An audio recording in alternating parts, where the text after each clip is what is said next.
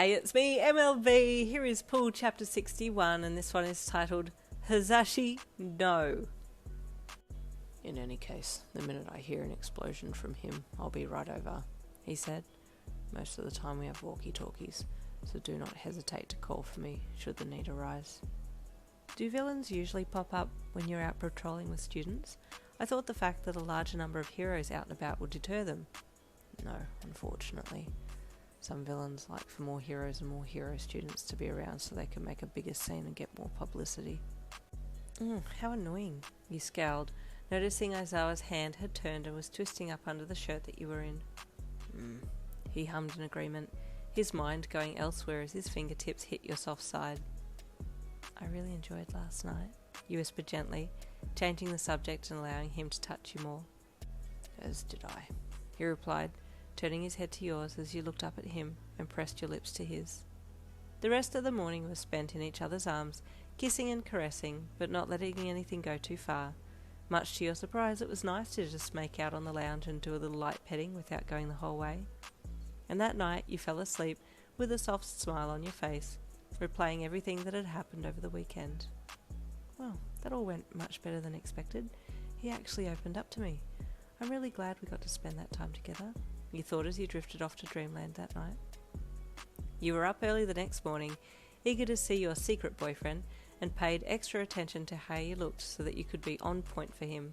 Not that he cared much, he had seen you in far less and with less makeup on, and hadn't said a thing. Good morning, Hizashi, you greeted your co-worker, happily, walking into the staff room. Good morning, he greeted back loudly. The ray of sunshine has entered the building. Stop it. I'm more like a mouldy ball of cheese with a torch behind it, but okay, you said with a chuckle. Well, he said in a gossipy voice as he slid up beside you and wiggled his eyebrows. I know someone who has a thing for mouldy cheese with a torch behind it. I'm not even going to ask because this is a trap and you just want to try and get something out of me, you replied smartly. Is there something to get out of you? He asked with a question, eyebrows wiggling their way up into his hairline. Nope, you replied confidently before walking to your desk and gathering a few items while packing others away. Oh, come now, you can tell Uncle Hizashi, the loud co-worker cajoled as he slid over to your desk and leaned suggestively down on it. Why do I have to constantly save you from creeps?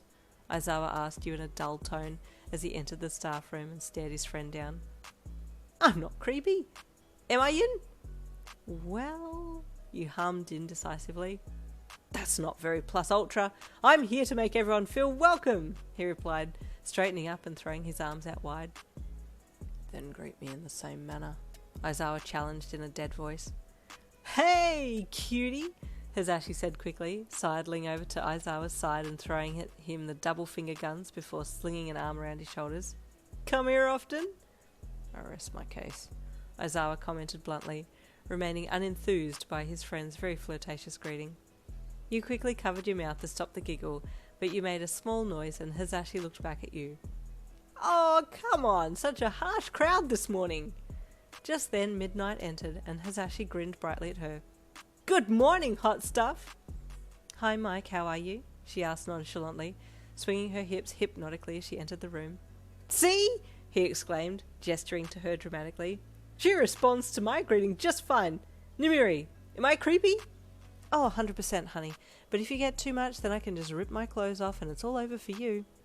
That reply curbed his enthusiasm, and you again had to stifle a chuckle as his face fell. Okay, I'll be going now, you said, still trying to suppress your laugh as you walked to the staff room door with Aizawa following behind. Marie, Aizawa called to her before he left the room. I give you full permission to knock him out with your quirk. Done, she leered with a smirk. Hey now, come on, we're all friends here, this is live, don't gang up on me like this, Hizashi called. Listen, Mike, if you're going to flirt with people, don't flirt with those who already have vested interests, Midnight chided, her words floating out the hall to your ears, and you quickly glanced at Aizawa to see if he had heard as well. They don't know, it's speculation, he commented, looking straight ahead as you headed to the classroom. The day went well, and you were happy and content with where you and Aizawa were at.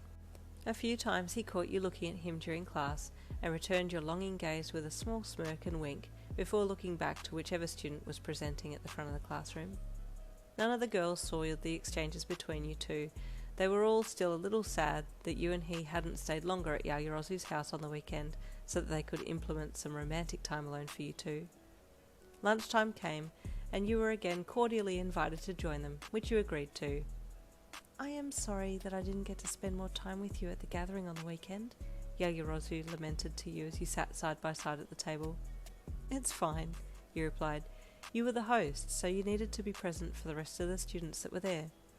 "I know, but even Mr. Aizawa didn't stay long," she said. "Yeah," Mina piped up.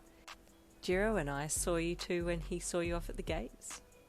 "Oh, yeah," you said sheepishly. "I kinda needed an escort." "Escort? Why?" Mina asked with confusion. I was having a little trouble," you said diplomatically. "How so?" Yagirozu asked with concern. I don't want to say anything that would get anybody in trouble, but I was, pestered for a date by someone in particular, and although I had declined, they kept asking, to the point where Aizawa had to step in and protect me from them," you stated. Yagirozu gasped with horror and covered her lips delicately. "One of my staff?" she asked with mortification enveloping her entire being. "Unfortunately, yes, but it's okay, there was no harm done." Looks like we got it wrong," Mina whispered to Jiro. And there ends chapter 61. Stay tuned for chapter 62.